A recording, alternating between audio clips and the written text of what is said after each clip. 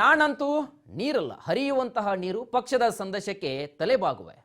ಹೆಸರೇಳದೆ ಇದೀಗ ಮಾಧುಸ್ವಾಮಿಗೆ ಇದೀಗ ಟಾಂಗ್ ಕೊಟ್ಟಂತಹ ವಿ ಸೋಮಣ್ಣವರು ತುಮಕೂರಿನ ಬಿಜೆಪಿ ಕಚೇರಿಯಲ್ಲಿ ವಿ ಸೋಮಣ್ಣನವರು ಹೇಳಿಕೆಯನ್ನು ಕೊಟ್ಟಿರುವಂಥದ್ದು. ನಾನು ಇನ್ಯಾರಿಗೋಸ್ಕರ ಬದುಕಿರುವನು ನಾನಲ್ಲ, ಒಂದು ಪಾರ್ಟಿಯಲ್ಲಿ ಇದ್ದೇನೆ, ಆ ಪಾರ್ಟಿ ನನಗೆ ತಾಯಿ ಇದ್ದಂತೆ, ಆ ಪೈಕಿ ಆ ಪಾರ್ಟಿಯ ನಾಯಕರು ಹೇಳಿದಂತೆ ನಡೆದುಕೊಳ್ಳುತ್ತೇನೆ, ಇನ್ನೊಬ್ಬರ ಮನಸ್ಸನ್ನು ನೋಯಿಸುವುದಿಲ್ಲ ಅಂತ ವಿ ಸೋಮಣ್ಣನವರು ಹೇಳಿದ್ದು. ನಾನೇಕೆ ನಿಂತೆ, ಯಾತಕ್ಕೆ ನಿಂತೆ ಅಂತ ಎಲ್ಲವನ್ನೂ ಕೂಡ ಹೇಳಿದ್ದೇನೆ. ಇನ್ನೊಬ್ಬರ ಮನಸ್ಸನ್ನ ನೋಯಿಸುವುದು ಒಳ್ಳೆಯದಲ್ಲ, ಒಳ್ಳೆಯ ಬೆಳವಣಿಗೆ ಅಲ್ಲ ಇದು. ಹಾಗಾಗಿ ಬೆಳವಣಿಗೆ ಪೂರಕವಾದಂತಹ ವ್ಯವಸ್ಥೆ ಇರುತ್ತದೆ. ಪದೇ ಪದೇ ಸೋಲಿಸುತ್ತೇನೆ, ನಿಮ್ಮನ್ನ ಸೋಲಿಸ್ತೇನೆ ಅಂತ ಹೇಳೋದು ಎಷ್ಟರ ಮಟ್ಟಿಗೆ ಸರಿ?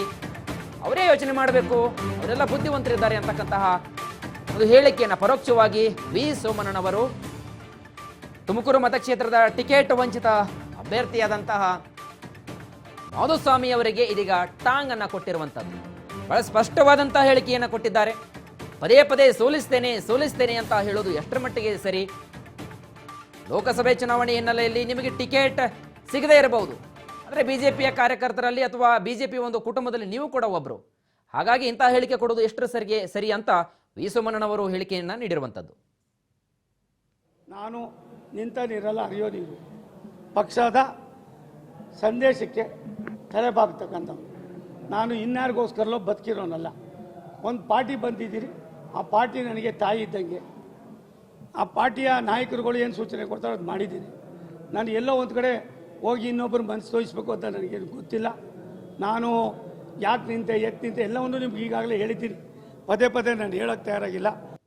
ನಾನು ನಿಂತ ನೀರಲ್ಲ ಹರಿಯೋ ನೀರು, ಪಕ್ಷದ ಸಂದೇಶಕ್ಕೆ. ಇದು ತುಮಕೂರಿನ ಲೋಕಸಭೆ ಚುನಾವಣೆಯ ಅಧಿಕೃತ ಬಿಜೆಪಿಯ ಘೋಷಿತ ಅಭ್ಯರ್ಥಿ ವಿ ಸೋಮಣ್ಣನವರು ಹೇಳಿಕೆ ಕೊಟ್ಟಿರುವುದು. ನಾನು ನಿಂತ ನೀರಲ್ಲ, ಹರಿಯುವ ನೀರು. ಸೊ ಹಾಗಾಗಿ ಕೇವಲ ಮಾಧುಸ್ವಾಮಿ ಅವರಿಗೆ ಟಿಕೆಟ್ ಸಿಕ್ಕಿಲ್ಲ ಅಂದ ಮಾತಕ್ಕೆ ಅವರು ಪಕ್ಷದ ವಿರುದ್ಧವಾಗಿ ಆಗಿರಬಹುದು, ನನ್ನ ವಿರುದ್ಧವಾಗಿ ಆಗಿರಬಹುದು, ಇಂಥ ಹೇಳಿಕೆಯನ್ನು ಕೊಡುವುದು ಸರಿಯಲ್ಲ. ತಾವು ಬುದ್ಧಿವಂತರು ಇಂಥ ಹೇಳಿಕೆಯನ್ನು ಕೊಡಬಾರದು.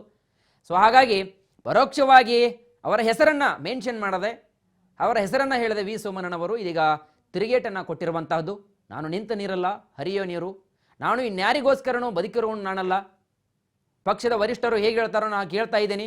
ಒಂದೇ ಪಾರ್ಟಿಯಲ್ಲಿದ್ದೇನೆ, ಅದೇ ಪಾರ್ಟಿ ನನಗೆ ತಾಯಿ ಇದ್ದಂತೆ, ಅದೇ ಪಾರ್ಟಿಯಲ್ಲಿ ನಾನು ಮುಂದುವರಿಯುತ್ತೇನೆ. ಇನ್ನು ಆ ಪಾರ್ಟಿ ನಾಯಕರು ಏನು ಹೇಳ್ತಾರೋ ಆ ರೀತಿಯಾಗಿ ನಾನು ನಡೆದುಕೊಳ್ಳೋದು ನನ್ನ ಕರ್ತವ್ಯ, ಮತ್ತು ನಡೆದುಕೊಳ್ತೀನಿ ಕೂಡ. ಹಾಗಾಗಿ ಇನ್ನೊಬ್ಬರ ಮನಸ್ಸನ್ನು ನೋಯಿಸುವುದು ನಾನಲ್ಲ.